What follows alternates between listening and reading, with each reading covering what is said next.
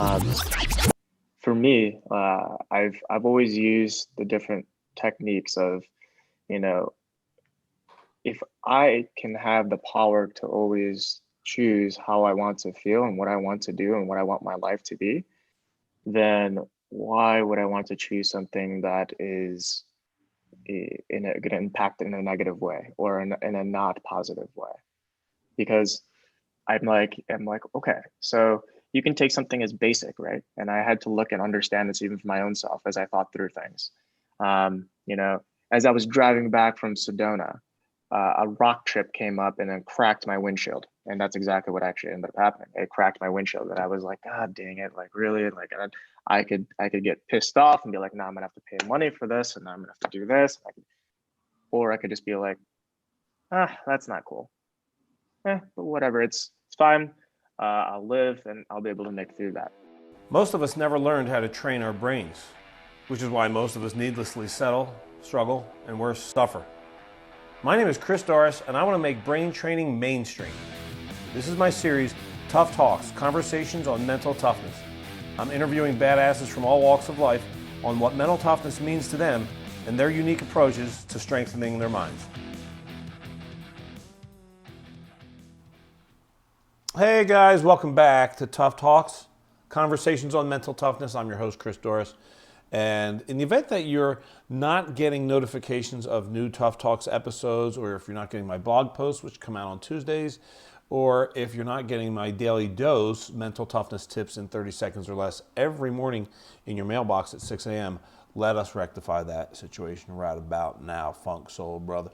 Go to ChristopherDoris.com/lists, Lists. ChristopherDoris.com/lists. Push name, email, click, and you're all hooked up. Our guest today is named Jason Flores. I met Jason a couple years ago in Portugal at an event called A-Fest. Now, you know, I find myself saying that every so often in an introduction for a Tough Talks guest because Jason is at least fourth, maybe fifth guest on Tough Talks that I met at this event, at one of the events called A-Fest. I've been to two of them. One was in Sardinia, Italy. The other one was in Portugal, Algarve, Portugal. And I met him at that one in Portugal. It's an amazing event. I won't get too far into that. I won't get into it at all. Just look it up, A-Fest. It's kick-ass. And I was immediately fascinated by the dude. I didn't know much about his story. I noticed, of course, immediately when I met him, you know, he had a limp and he looked like his right arm wasn't functioning properly. And that was an observation that I made the minute that I met him. But we didn't, you know, I was sitting with some friends who knew him and we ended up talking, and of course we didn't get into his story, and we ended up just kind of hitting it off and sharing a lot of mutual friends, and, you know, and I never really knew his story at all. Just knew he's a cool dude. And like really, more than the cool dude, like a really jovial dude, like a really high-spirited cat. And I love that stuff. Like that's my gig, you know, is I love being around people who vibe up. In fact, it was from my experiences at A-Fest that I came away with one of my favorite mantras, which is magic is all there is in the this equation we call life. The variable is my ability to slow down enough to vibe high enough so I can co-create with it. So he's one of those dudes who vibes up and then creates good things for himself. So I had lunch with Jason recently. He was on his way back from Sedona, which is a couple hours north of where I am right now in Arizona. And he was on his way back to Newport Beach, California, where he lives. So he stopped here in the Valley of the Sun, and we had lunch. And we talked. You know, we had lunch for like an hour and a half, but I didn't want to get too far into things because I don't like to talk to my guests too much in advance because I like it to be fresh. So I'm going to learn today about my buddy. I'm going to get more. We are going to hear as much as he wants to tell, as much or as he doesn't, or as little as he wants to tell. About. So here's the bit. Is he had in 2016 he was on a trip in Iceland with his girlfriend at the time, and one night, in the middle of the night, he had like a version of an aneurysm. It's called an AVM, an arteriovenous malformation, and it ended up, it's a blood vessel blowing up in your head, and he needed brain surgery, and he got paralyzed on his entire right side of his body. So I don't know if it's the entire right side of his body. I don't know if it's like his face or not, but whatever. It's his hand, his arms, and his leg. So, so we're going to hear from him on how he has chosen to not just accept that, but to actually utilize it. Let's go find him. He's waiting for us. Jason, where you at, bro?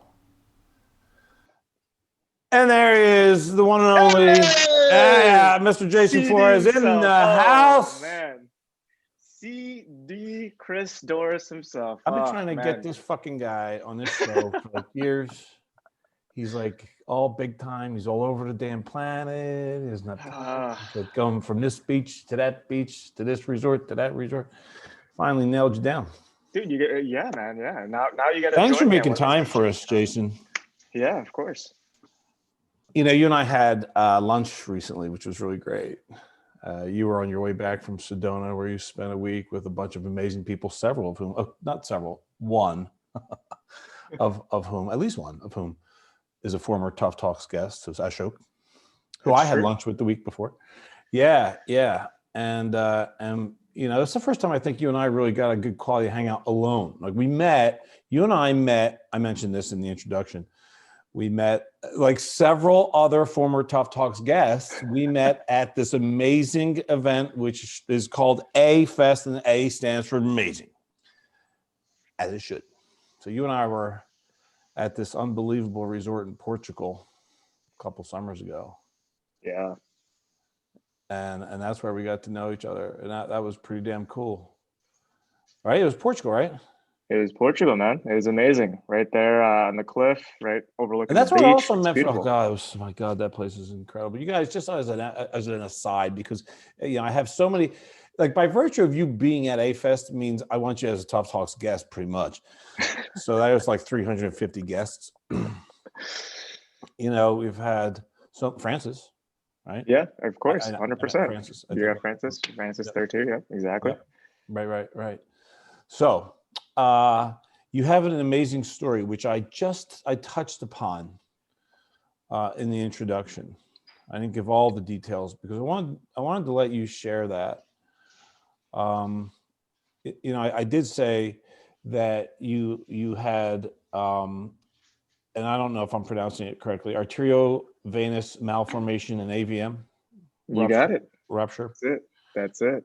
And that resulted in paralysis on the right side of your body. Yeah. But paralyze the right side. That's all I said. Because I was hoping that maybe you could, so just as a reminder to you, and as a reminder to anybody that's listening, whether they've been listening, this is the first time or not, the whole intention of the Tough Talks podcast is to share with folks all different kinds of people, from people like you, badasses from all different walks of life, and your impressions of how mental toughness played a role in your life, or even and often how the absence of mental toughness in times of adversity played a role in your life.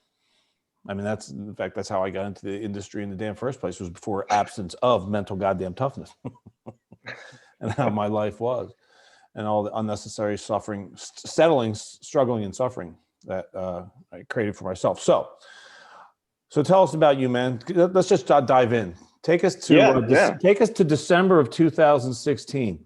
You're on this incredible trip, right? You're looking for the Northern Lights. Yeah, that's exactly it, man. It was beautiful. I mean, first off, I just want to tell you before I dive deep into that, how I'm blessed to have you in my life, and I have always much love for you, Mr. Chris Doris. You're definitely got a special place, at least in my heart, man, because you touch a lot of lives, and I'm honored to be here. So thank you. That's awesome. Thank you, brother. Yeah, of course. But man, December 2016, man. It was for all of you that don't know, I love to travel. It's always been my thing. Like, I was on a tear in 2016. I think I did 18 countries that year, and I was just going and going and going.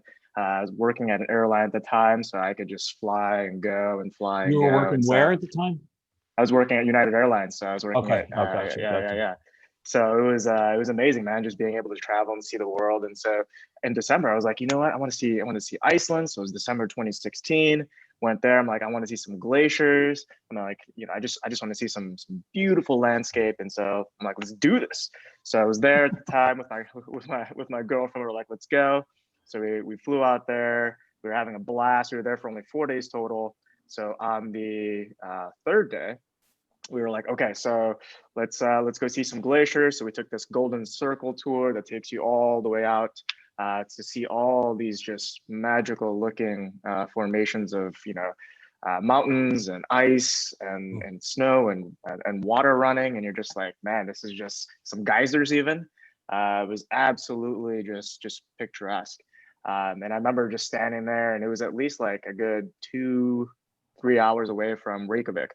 And so I remember just like, man, I'm literally out in the middle of nowhere in nature.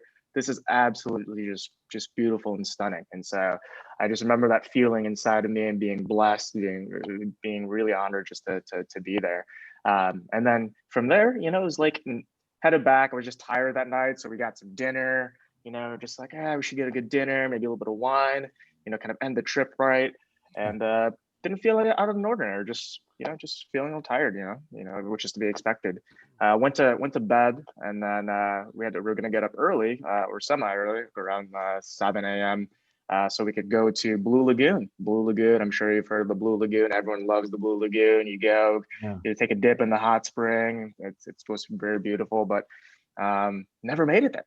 So what ended up happening was that middle of the night, it's probably like 4 o'clock in the morning, and 4 or 5 o'clock in the morning, and just I woke up with a splitting headache, and I never get headaches, and I'm like, man, what is that? And I was just like, oh man, like I can't even just like think straight. Like I literally was like, I don't even know what's going on. And so I remember waking up my girlfriend at the time, like, hey, I got a splitting headache, like I don't know what's going on. And then I'm like, maybe I need to sit up and get some water. So sat up, walked over, I got some water, sat back down on the edge of the bed. And I'm like, So man, you were like this is, okay. So wait, that part had not heard or read. yeah, So you yeah. actually were able to get up.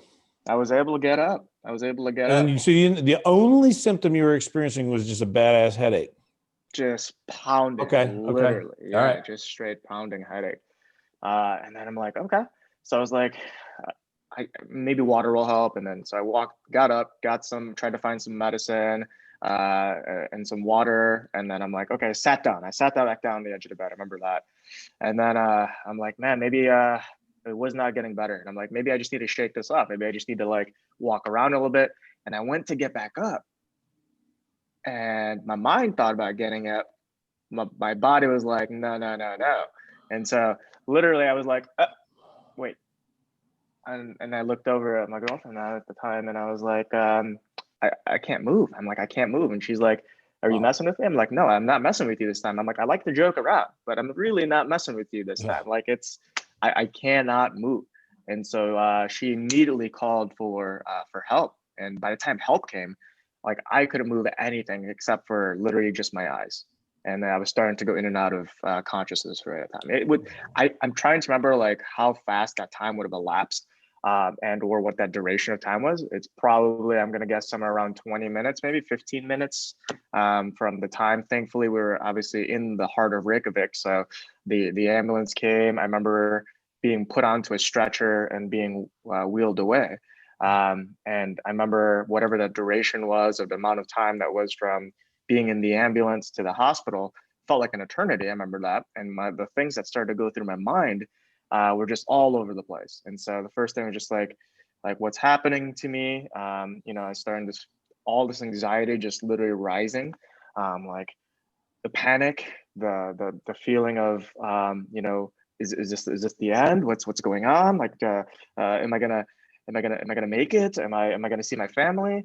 And so it was just an anxiety that was just building and building and building throughout this entire duration, from being moved from the hotel to the ambulance to the hospital.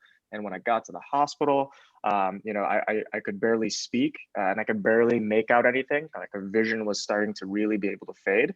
And all I remember is just these blobs of green and white running around, which I could only assume are doctors and nurses.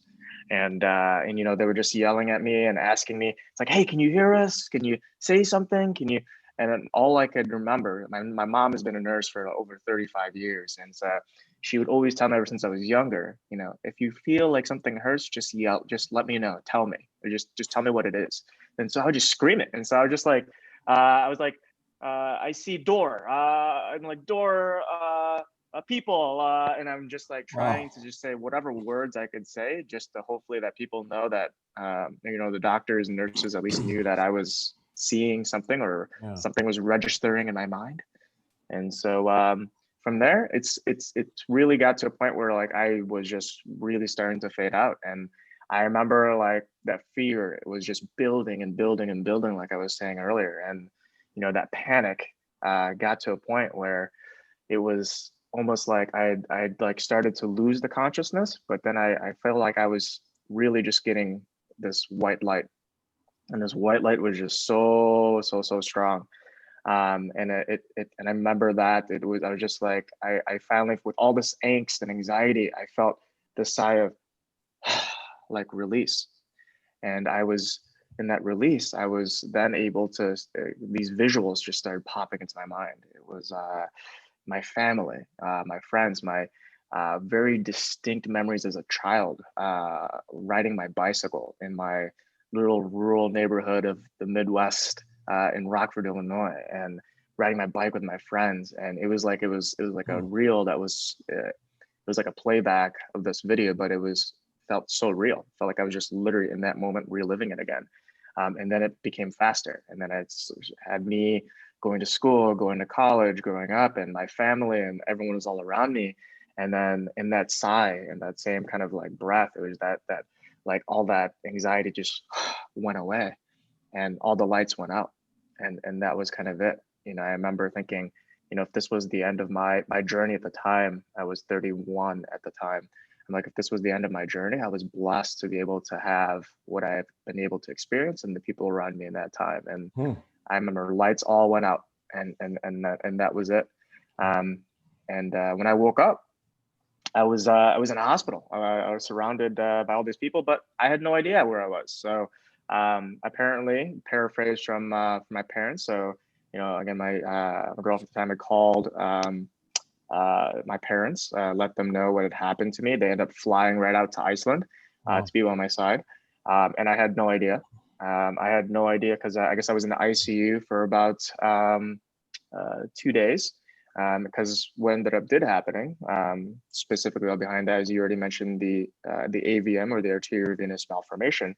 So out of the millions of blood vessels that are in our brains, one of mine had a weak wall, and decided to burst at that very moment in time.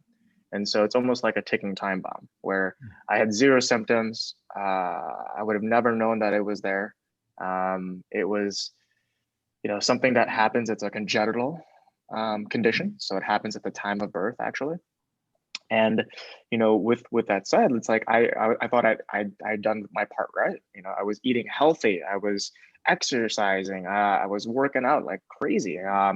You know, I was always conscious of, you know, what I was putting into my body. And I'm like, man, with everything that I was doing, with all this, like, this still happened to me. And you know, I'm just like, you know what, that can only mean one thing. I mean, then it was meant to happen. But at the end of the day, yeah, hold on a second. Yeah. Because okay, all right. So when you became, how long were you in the hospital? So in the hospital in Iceland, so I was there for about let's see, 3.5 weeks. So it was pretty much all of December. Oh my, in Leading up Iceland, to, in the hospital in Iceland.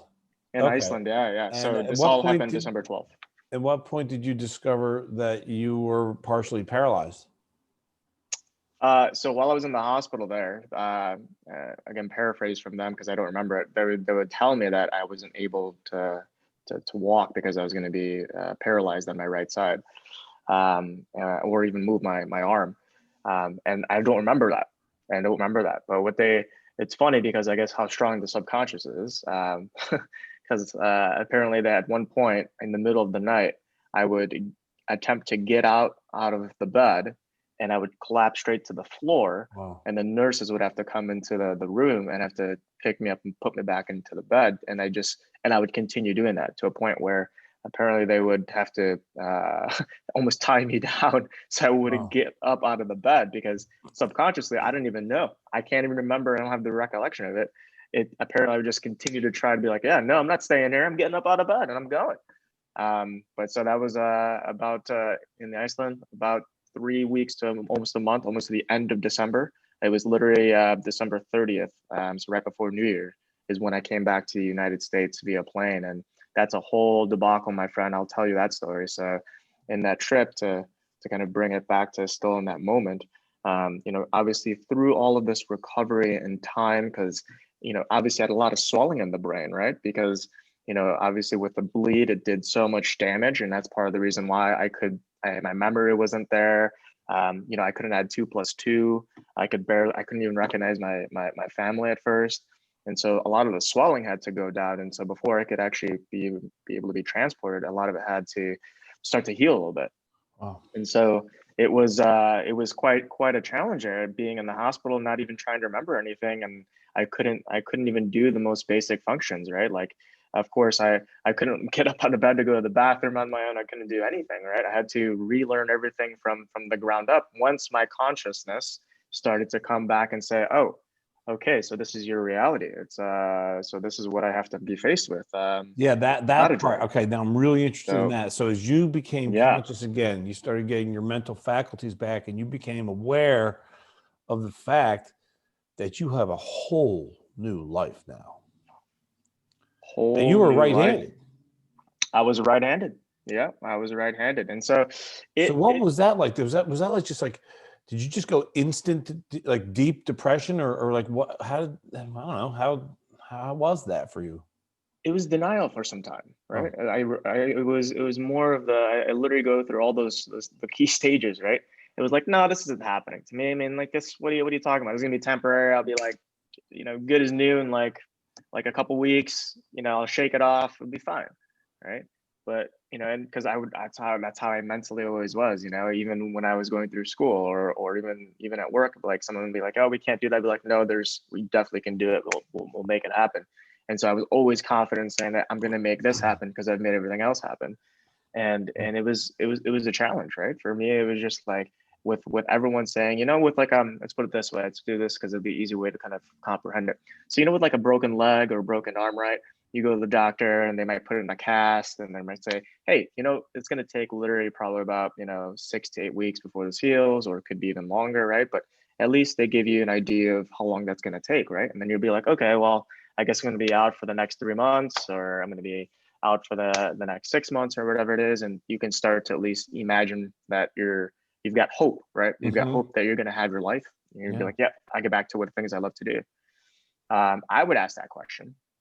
I'm like, so I'll be good, right? I'll be good in like what, like maybe a couple months, maybe 6 months. Just let me know, and then I can at least be able to deal with that.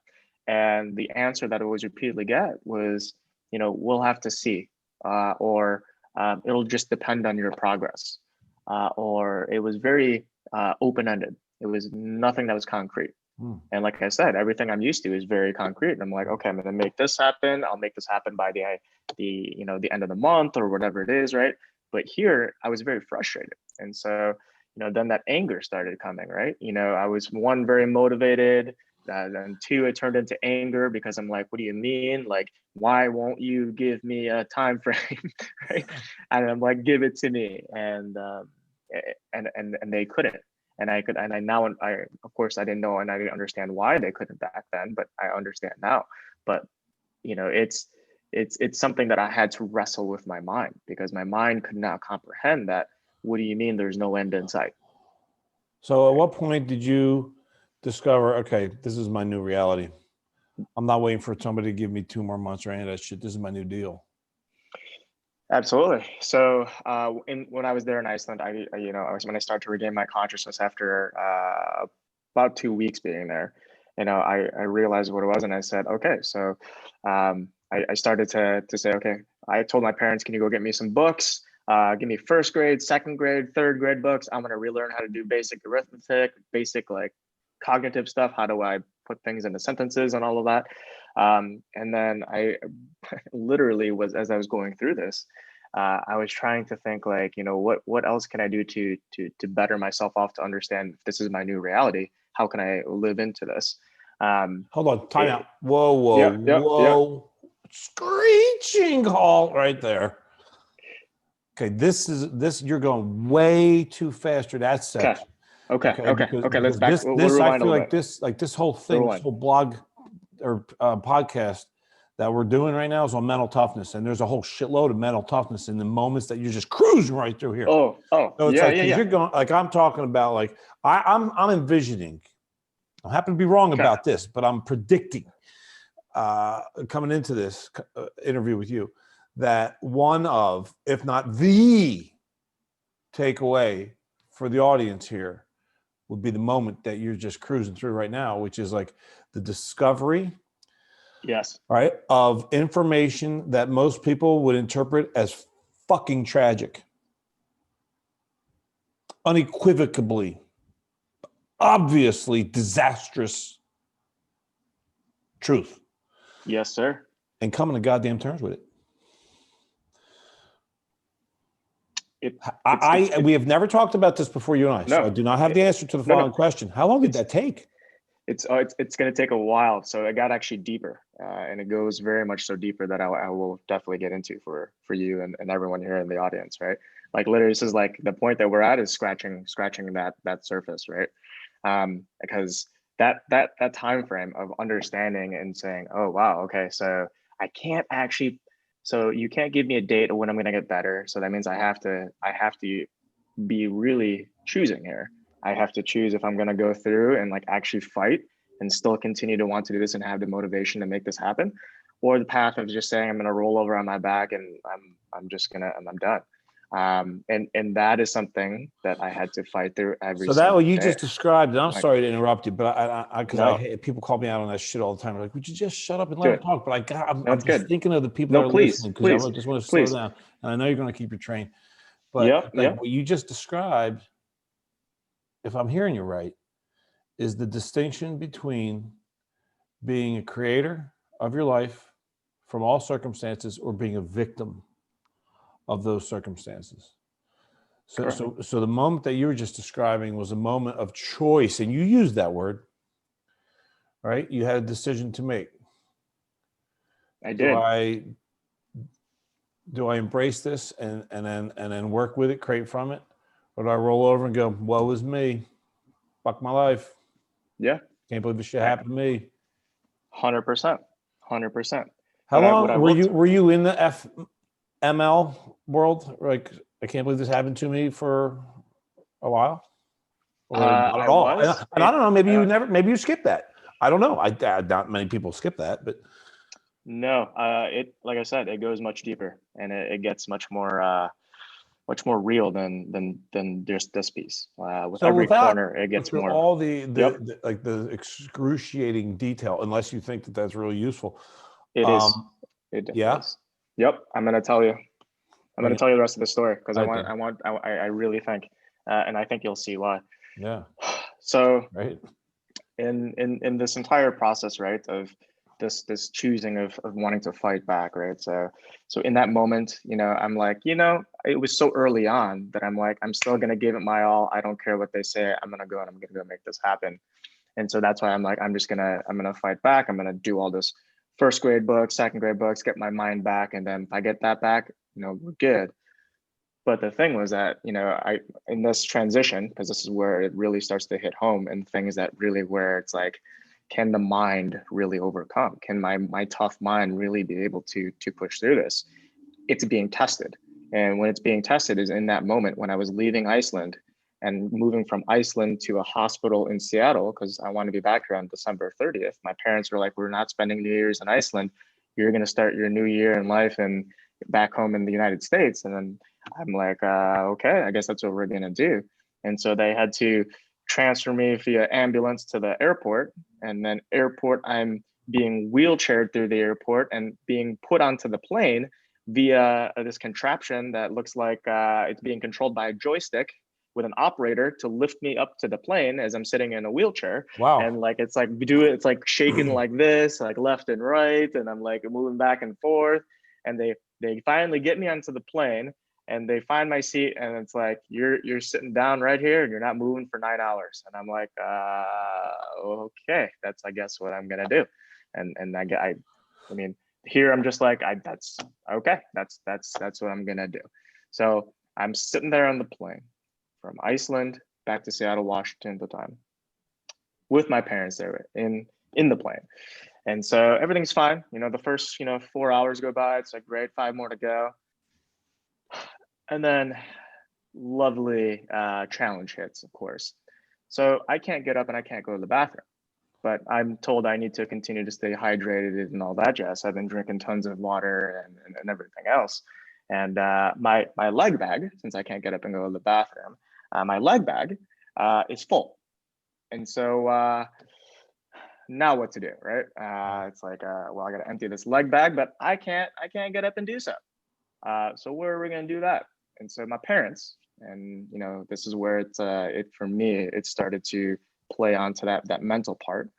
Yeah, my mom, is in her 70s. My father is in his 80s. God bless them. I love them. I'm an only child, right? So they'll do anything for me. But here they are in the middle of the airplane. We're 30,000 feet in the air, and they're both at their age getting down on their hands and knees, trying to use a flashlight that is on the cell phone, and they're trying to empty my leg bag in front of all these people on the plane, and I'm sitting there and I can't do a single thing but watch. Wow. And that right there and that moment, that hurt a lot for me, because I was like, oh man, if this is my reality and this is the life that I'm saying, it's one thing when I'm taking that, and I'm saying like, yeah, I can do this and I can like make this happen and I'll be fine. I can read these first grade, second grade books. I can do this. It's great for me to realize all that. But now when I'm also watching those that are closest to me be impacted in this, it took a turn that was much more tougher than what I was dealing with, that I thought. Wow. And this is why I said it gets deeper, because for me, that was a much larger challenge, to have to sit there and bear and watch that scene that replays in my mind of my mother and father at their elderly age trying to finagle and play with this leg bag and empty out the contents into a paper cup of it's and then people are all watching us all around us. Yep. It's it was heart-wrenching for me.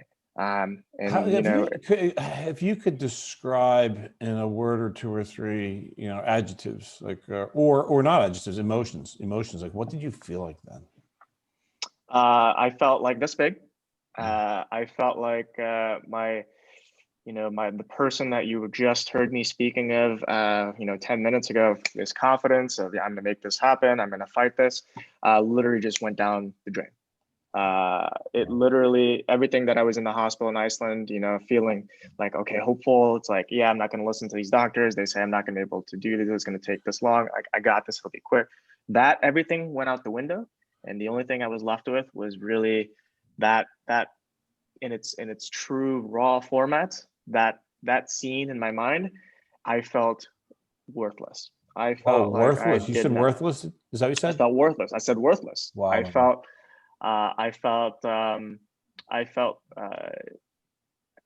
for me at that time, I felt like I wasn't, I was no longer almost deserving in a way, because I felt like at that point, if I'm having to watch my parents at their age have to start to do things for me, it was this feeling that started to come up and bubble up of like, well, I don't want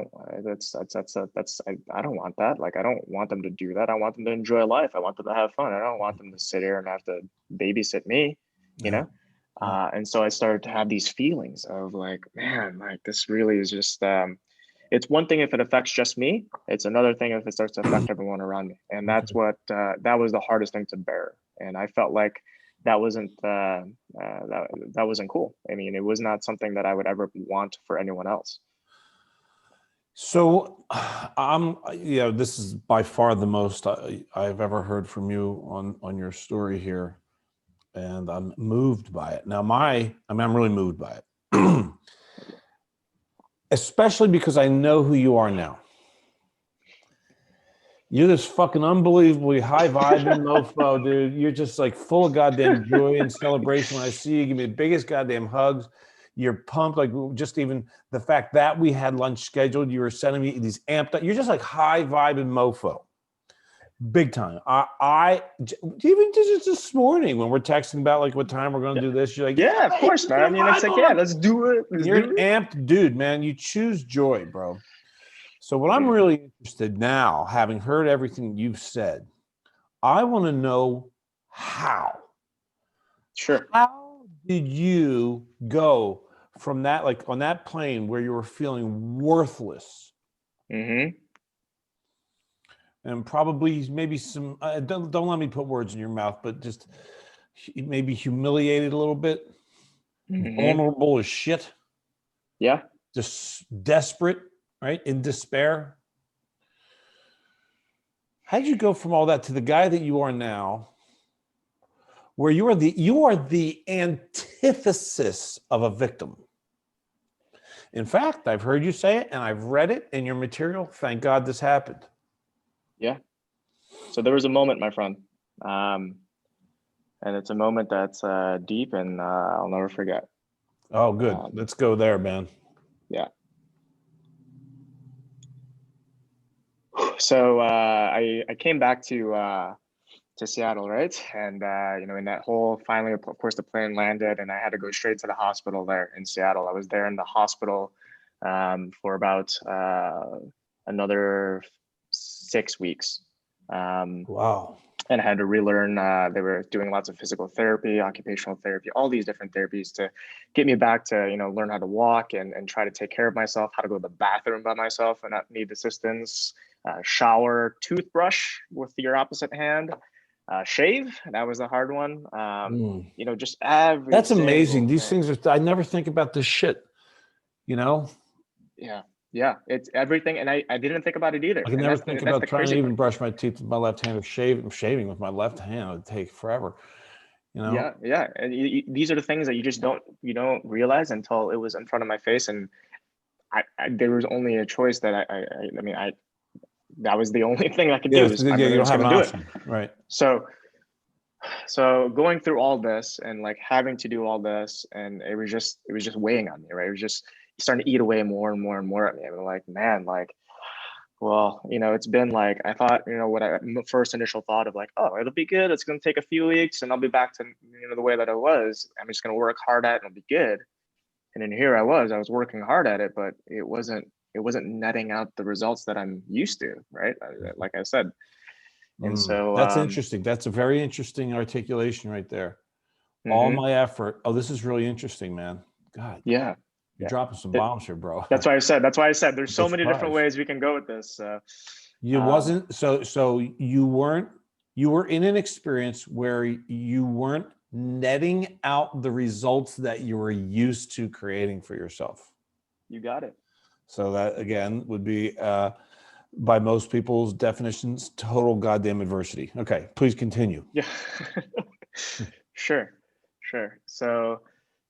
So I'm like, all right, well, I'm just gonna, as everything I do, I'm just gonna give it my all. So I gave it my all. It's, I had all these different sessions. I had like 6-7 a day, an hour a piece, from physical therapy, speech therapy, because I had to relearn how to, see if I could remember how to write sentences and in what order. And then I had to go through and do like, different types of math things and things like that.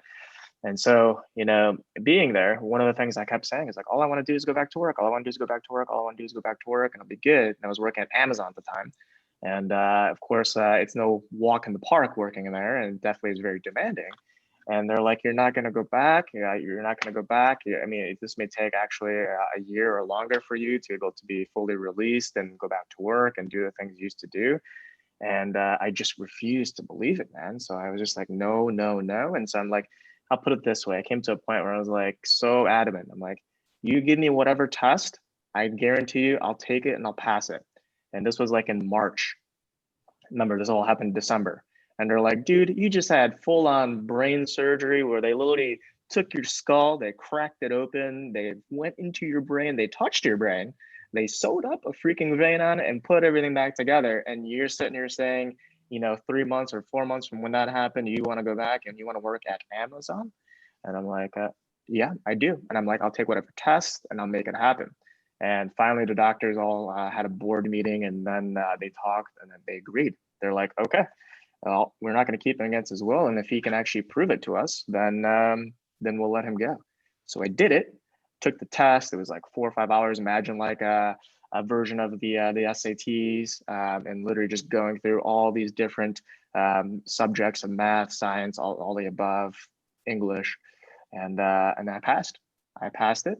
And then they're like, holy crap. And they're like, shit, this guy passed. I'm like, yeah. And so they released me to go home and just do some therapy at home, but they released me. And I was like, awesome. So I'm at home, I'm feeling good. And then I'm still at home though. And now I'm like, all right, what's next? And I remember sitting and just always with my parents. And like I said, I love them so much. And we were always having our dinner together. And I'm just fighting day in and day out of like, all right, I'm gonna get better. I'm gonna get better. And I was in a wheelchair at this time. And so, I was, there was a moment that it became where that fight faded, because the progress, as we were speaking of earlier, of the netting it out and, what I'm doing and all my efforts, I wasn't seeing it. It was getting to physically, a point you mean? more physically, is getting to a point where it was almost starting to plateau a little bit. And then at that point, still my parents were having to help me still with everything. I had a shower chair. I still had to, figure out how to get in and out of the shower efficiently and all of that. And, it was just weighing on me. It starts to chip away at you, right? While I've got this confidence, I've got this like, yeah, I got it. And then I'm human, man. It chips and it chips away and then just chips a little bit more away and then chips a little bit more away and chips a little bit more away. And so in the probably time frame somewhere around,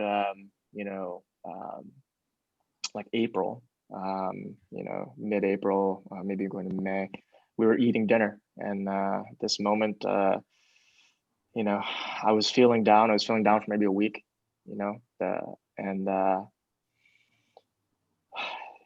it was a conversation my parents and I were having at the table, and I remember feeling so distraught.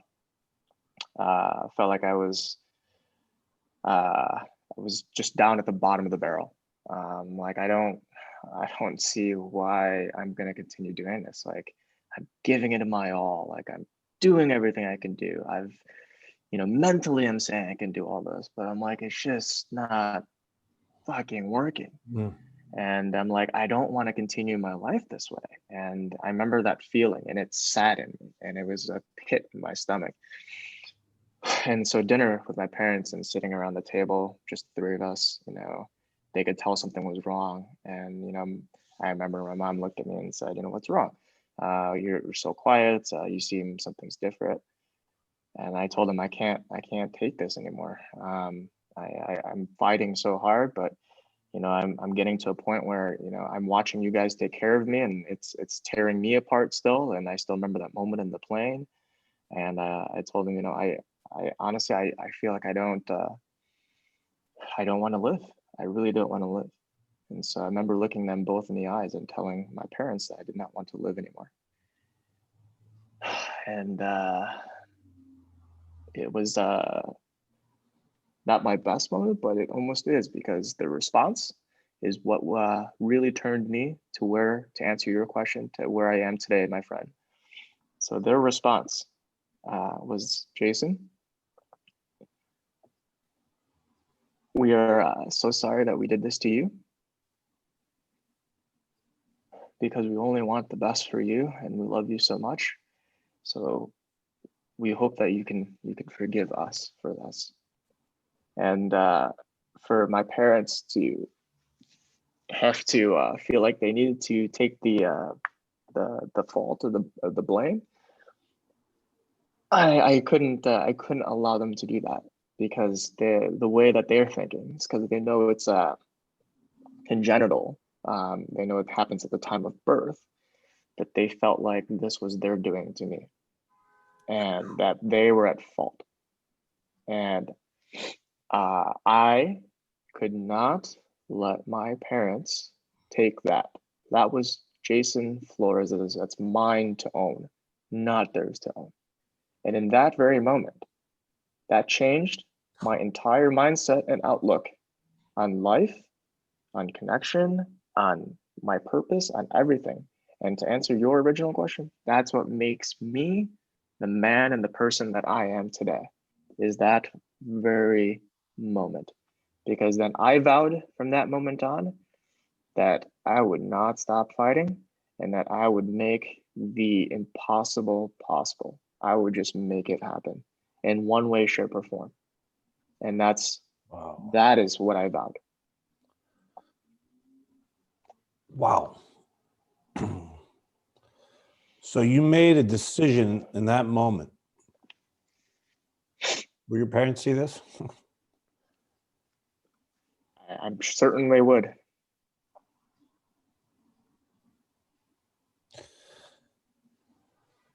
I call that all in. You made a decision you didn't have to make, but you did. You used your love for your parents to help make the decision, but no matter what, what you did was you made a decision. And that decision is as powerful as anything that you and I could ever talk about right now. 100%, man. 100%. Yeah, that's all in. You said, and that's what all in is. It's not, all in is not, well, all right, I'll try again. Yes, the that's word exactly try doesn't right. exist in this. It doesn't exist. And the best way I look at this, and this is what I talk and I write about, is that it's literally, you have that choice to go all in, or what I call going through it. And so I can go around it, I can dance around it, I can tiptoe around it, I can choose to ignore it completely, or I can choose to go through it, because that's the toughest and the hardest and most difficult path to take, is to actually, yep, you know what? I'm just going to take it and go through it. And going through it, the things that you learn by going through it and the things that you're exposed to are just so incredible. And that's the reason why, right? Because if you go through it, while it seems like I would rather take the easier path to go around it, or like just, ignore it completely, going through it brings you to your truth. So let people know, how are you now physically? So what have you succeeded in doing? Man. So, I've still got my lovely, things I work through on my right side. So I can start moving, I can move my fingers still, but, nowhere near to what it used to be. I actually just went on a 5-mile hike yesterday. So it's pretty amazing. And I pushed through it. But now these days, it's literally on top of all of this, it's giving back to show that anything is truly possible, right? So, doing that through, resilience. Yeah. And you want me to, you do that?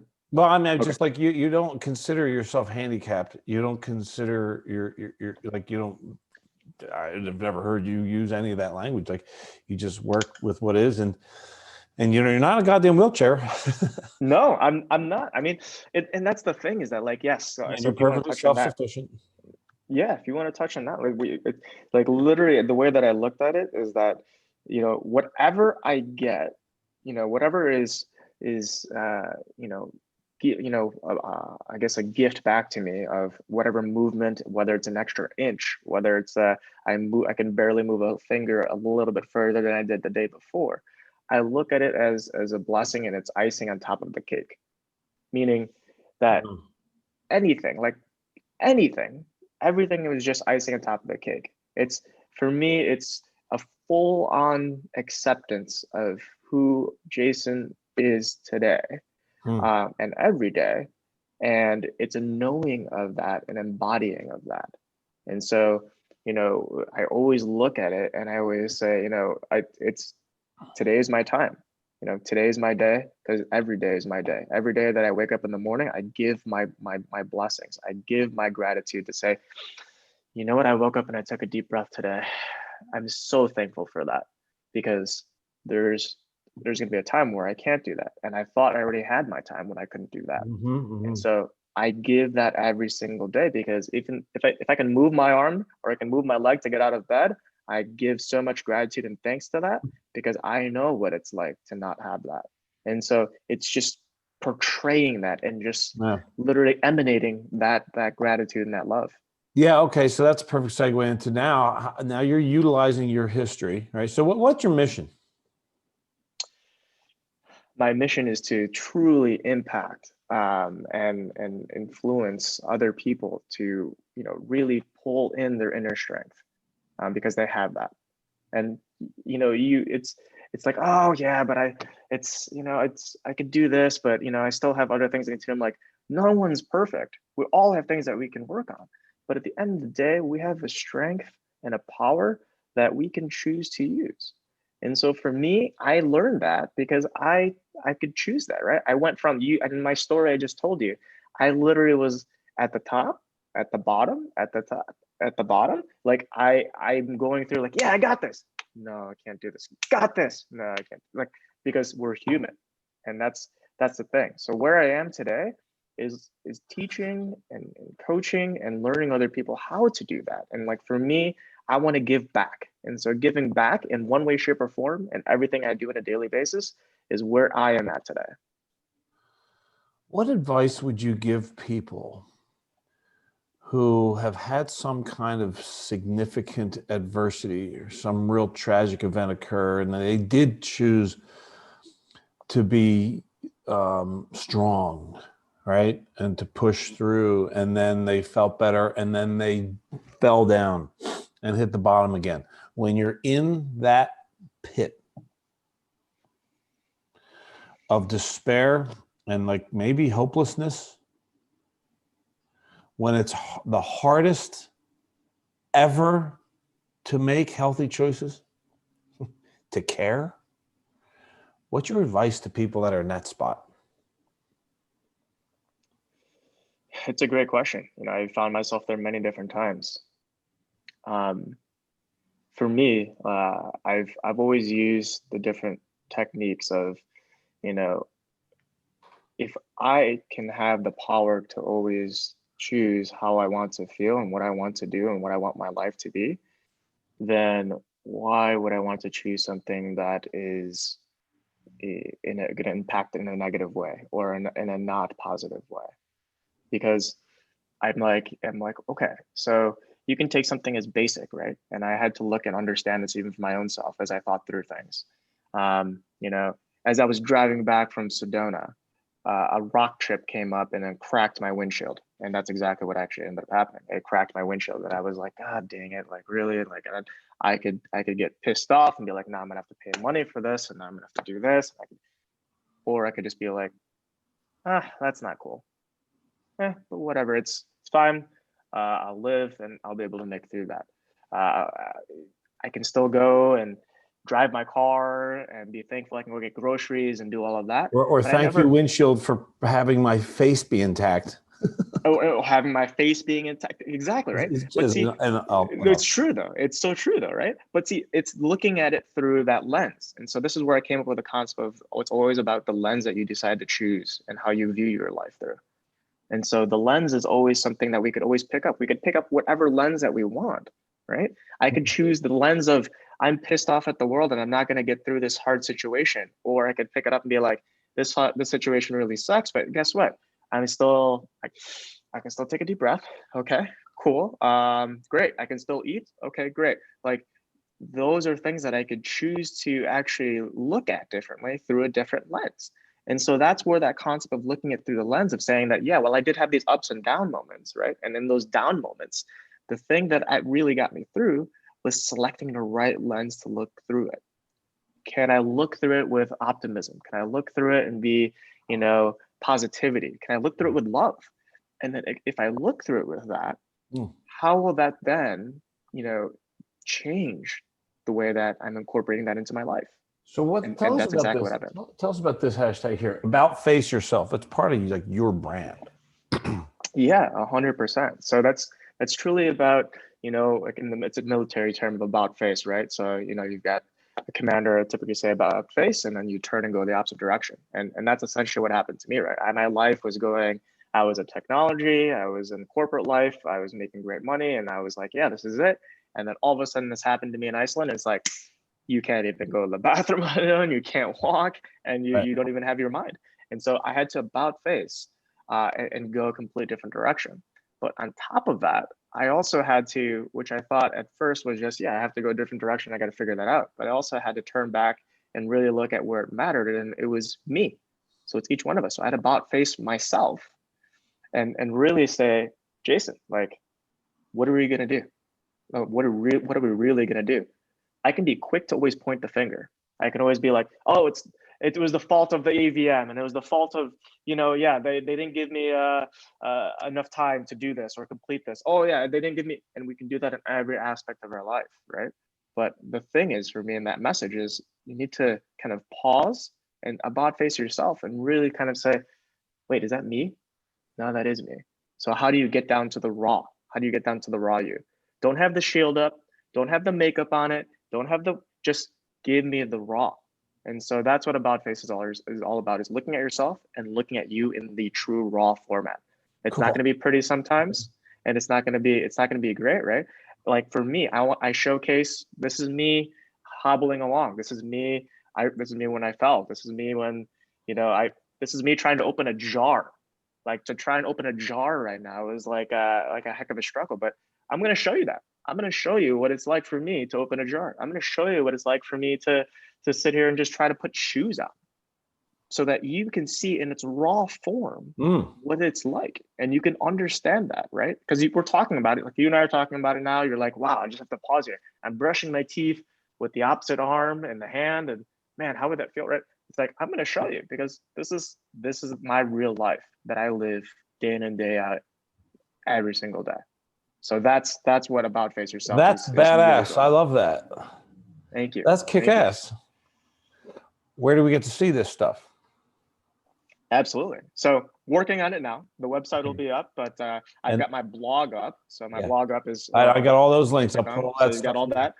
So that is up there. And what is the blog URL for those folks who aren't watching this or won't be able to see the show notes or just listening through podcast? What is the URL? Where should they go? So that's aboutfaceyourself.com. Aboutfaceyourself.com. Now tell us also about the resilience element, because you're actually the third Tough Talks guest that is a participant, right, in this resilience element. Of course, we had Francis Pichet. Of course. And then more recently, Dr. Taryn Marie Stayskull. 100%. Yeah. So you are a co-founder. Tell us about the resilience element. What is that? So resilience element, I'm excited to do it amongst, Taryn and Francis, because they're both very amazing. And I'm excited for it, but it's all about reawakening our own inner power, because we have that inside of us. So is resilience a muscle that you can train? Is it something that you can actually, really be able to strengthen? Is it something that you can learn? Is it something you can grow with? And we believe that it is. And we believe that we can teach you that through many different ways. So through some like group coaching, some different techniques. We're building this exciting new technology and an app behind that to support that. And really through the highlighting stories. An app? Yeah, an app, yep. Yeah. And then highlighting stories, a documentary around actual real life people who have gone through, their own resilient story. Yeah. And so it's quite exciting and it's quite amazing to be able to be part of that, because it really, obviously, with my own, life experience, it hits home. And so it's definitely a big part of that. And I'm so blessed and honored to be working with such amazing individuals on this. So where do people go? Is that resilienceelement.com? Yes, sir. Yes, sir. 100% is. Awesome. 100% is. Now you're a recently published author, son. Yeah. Yes, that is correct. Congratulations. Thank you. I appreciate that. So that was one of the Ignite series, right? Ignite Happiness. It It was part of Ignite Happiness series. is the title, yeah? Yes, it is. Yeah, it's available on Amazon too as well. All right, you're contributing author. Now, a word on the street. I'm not a big rumor guy, but I did hear that you may or may not be working on your own book. Is that true? Or is that just true? This is the word on the street, and you would be absolutely correct. Oh, okay. So 100%. Inside scoop. All right. So maybe, yeah, look at that. Yeah, I like it. What's this going to be about, this one? So it's right now titled to be possibly changed, but it's all about the indirect heart. And what I mean by that, the indirect heart. Mm-hmm. Yeah. Right. So it's all about the concept that I have of everything that we always look at and we focus is very direct, or we always look at the end goal or the end object or the end thing that we're trying to accomplish. But it's always, I mean, just like the saying says, right? It's literally all about the journey and not the destination, right? So the journey and not the destination is a very, very, very big concept to me that I had to embody, because it was something that I had to push to learn every single day, because all I would put my eye on the prize, even like when I was looking with my goal-oriented like mindset before of just, okay, I'm gonna go make this happen. I can go make this happen in like 3 weeks. Like I'm always just looking at the end. But what I would always not is the actual journey to get there. And there's so many nuggets of pure beauty that come along the way, and you may not even look at it, and they're indirectly in your path, but sometimes they're the most important things in your path. Simple example. I wanted to go to Mind Valley and AFAS so that I could go and I could learn all these new different, like from all these awesome like individuals and people that were on stage. And like, I just wanted to, I'm a fan obviously of Mind Valley and Vision, and then like Keith Ferrazzi and all that, right? I'm like, yeah, I can't wait. If I can meet these people, this would be amazing. An indirect example is I met you amongst, I don't even know, hundreds of other people who are so amazing that I'm like, oh my gosh, like I want to know more about them and I want to help them, and oh my God, they want to help me, and that is an example of the indirect. Like I that wasn't my primary purpose, or wasn't in my mind, but indirectly it was like, oh my God, it's in front of me. Like this is amazing, and it ends up being one of the best things ever of that whole entire experience. And you can take so many more experiences that you have in your life, and that's what this book is all about, is to say, how can you start to think and acknowledge and also be able to honor and give space for that indirect. Roger that, man. That's beautiful. Good deal. Well, I can't wait for it. I'm going to put all the, you have a really good presence on the internet, so I'm going to put all your links and stuff in. Beautiful. Thank you. And I just want to say thank you for a couple things. One, for making me fucking cry for the first time in like 60 episodes, you jerk off.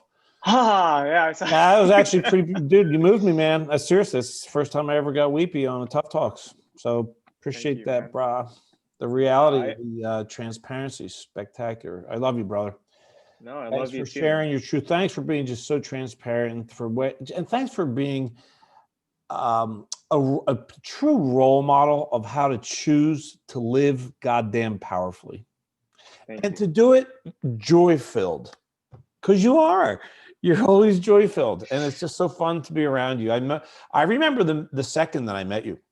I was sitting on the patio blowing off some lecture in Portugal because I had the opportunity to sit with Heidi Mary. Yes, Heidi. Amazing ass husband, John, John's a good guy. Yep. And I was like, and we just decided to get a couple cocktails. Hell, we're not going to any more deals. We're just going to enjoy one of the most amazing things of A-Fest, which is each other. And then you walk up. And Heidi and you knew each other, so then you pull up a chair, and then we get to know each other. And I'm like, this is one of the most beautiful things about the whole experience. I remember the minute I met you, and I'm so glad that I did. And I'm so glad that we had this talk. And thank you again, brother, for being so unapologetically transparent and emotional, and just sharing that. It was very moving and very inspiring. No, I appreciate that. I appreciate that. If I can leave you with one thing, because I think Yes, it's very please. important. Yeah. And so I often get asked, it's just like, so how do you feel about this all now? And, it's like, how do you view it? How do you look at all of this that's happened? And it's really only been almost 4 years, and in a couple of weeks, it'll be 4 years. And I look at it and I say, you know what? I wouldn't change a single thing for the world. If I literally could go back and if I had a genie and said, if this didn't happen to you, would you take it? And I wouldn't, because everything that I've learned from this experience, I would want all of this to happen to me all over again, because that is something that you can't buy, brother. It's something you cannot buy. So that is something that I think is important, that I would love to end and share that with everyone, because I wouldn't change it. I would choose myself the way that I am today, because that makes me who I am today.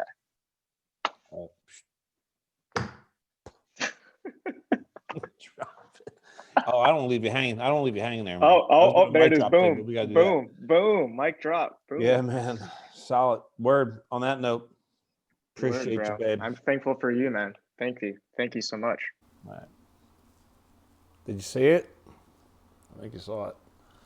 It's the first time I cried during a Tough Talks episode. I gave him a little the business afterwards, after we hung up. I said, come on, man, it's called Tough Talks. You get me all weepy. That he brought it. Like I said in the beginning, I didn't know where we were going to go. I had never spoken to him about the details of his experience. And all I knew was that obviously he had this tragic event, and that he's chosen to live life in a ridiculously amazing and powerful way. And he's only like 35. A total badass. I didn't know any of those, not any, I didn't know 90% of those details. And man, it got me. It's beautiful, the way that he chooses to live. I'm so glad that he didn't just hang up and he said it there at the very end. It's like, can I leave you with one thing? And he's like, if I had the opportunity to go back and undo this, I sure wouldn't. And I think that's spectacular. And I get that. I get, what I get? I get that that's amazing, right? And good on him. Mike, the problem is the gift. That's my mantra for that. I think I'll send him a shirt. The problem is the gift. Yeah, I'll do that. All right, you guys. Thanks so much for tuning in again. Appreciate your support and following Tough Talks. If you dig it, please share it with folks. And until next time, create miracles.